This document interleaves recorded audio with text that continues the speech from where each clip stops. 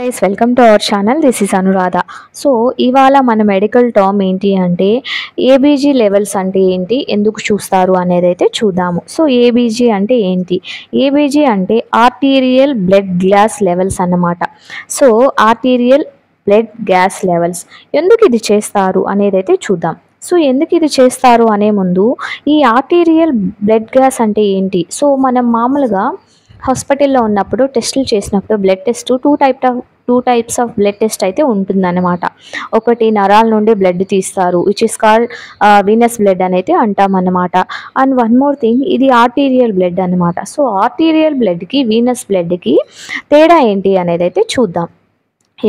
So ఇప్పుడు Venus blood అనుకోండి, మన బాడీలో డిఆక్సిజనేటెడ్ బ్లడ్ అనేది బాడీ పార్ట్స్లో అయితే ఫాలో అవుతుంటుంది అన్నమాట. సో వాటిని మనం నరాల రక్తము లేదా వీనస్ బ్లడ్ అని అయితే అంటామన్నమాట.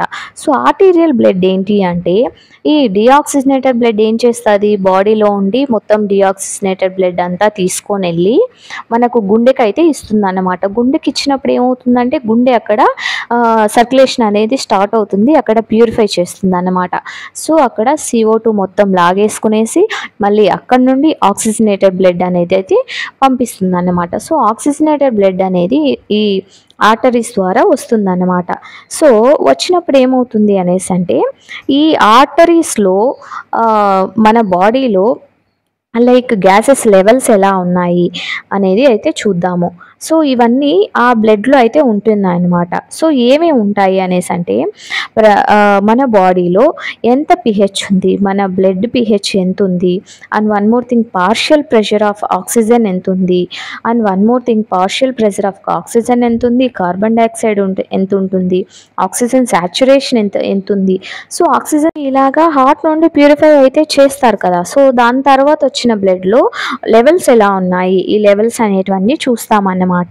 అండ్ వన్ మోర్ థింగ్, ఈ రేంజెస్ ఎక్కువ ఎవరికి చూస్తాము అనేసి అంటే ఏమన్నా కిడ్నీ ఎఫెక్ట్స్, లంగ్ ఇష్యూస్, ఇట్లా మెటబాలిజం ఇష్యూస్ అయితే ఉంటాయి కదా. సో వాళ్ళకైతే మెయిన్గా ఈ టెస్ట్ అయితే చేస్తారన్నమాట. సో కొంతమందికి కడుపు ఎక్కువ ఉబ్బిపోయి ఉంటుంది, and one more thing gas పోదు, ఇట్లాంటి వాళ్ళందరికీ ఏబీజీ అనాలిసిస్ అనేది అయితే చేస్తారన్నమాట. సో ఏబీజీ అనాలిసిస్ అయితే చెప్పాం కదా, ఇప్పుడు ఏ ఆర్టరీ నుండి వీళ్ళు ఎక్కువ బ్లడ్ తీసుకుంటారు అనేది అయితే చూద్దాం అన్నమాట. సో ఇలాంటి ఆర్టరీకి చాలా తక్కువ సైట్స్ ఉంటాయి అన్నమాట. ఇప్పుడు నరాలు అనుకోండి, చేతుల దగ్గర కాళ్ళ దగ్గర అన్నీ ఉంటాయి, ఈజీగా దొరుకుతాయి. కానీ ఆర్టరీ అనేది ఏంటంటే ఆర్టరీ అనేది బ్లడ్ ఫ్లో అనేది కీప్ ఆన్ స్పీడ్లో జరుగుతూ ఉంటుందన్నమాట. సో అది మనం పనిచేసామనుకోండి, నీట్గా జాగ్రత్తగా పనిచేసి బ్లడ్ తీయాల్సి వస్తుంది.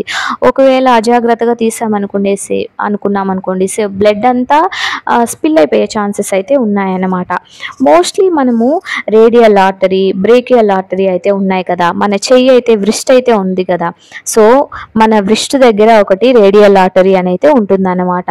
అండ్ వన్ మోర్ థింగ్, మన మోచేయి దగ్గర ఇట్స్ సైడ్ మన మోచేయి దగ్గర బ్రేకియల్ ఆర్టరీ అయితే ఉంటుందన్నమాట. అండ్ వన్ మోర్ థింగ్, తొడ దగ్గర తీసుకున్నాం అనుకోండి, ఫెమరల్ ఆర్టరీ అయితే ఉంటుందన్నమాట. సో మోస్ట్లీ ఈ 3 ఆర్టరీస్ అయితే ఈ ఏబీజీ అనాలిసిస్కి అయితే సజెస్ట్ చేస్తారనమాట.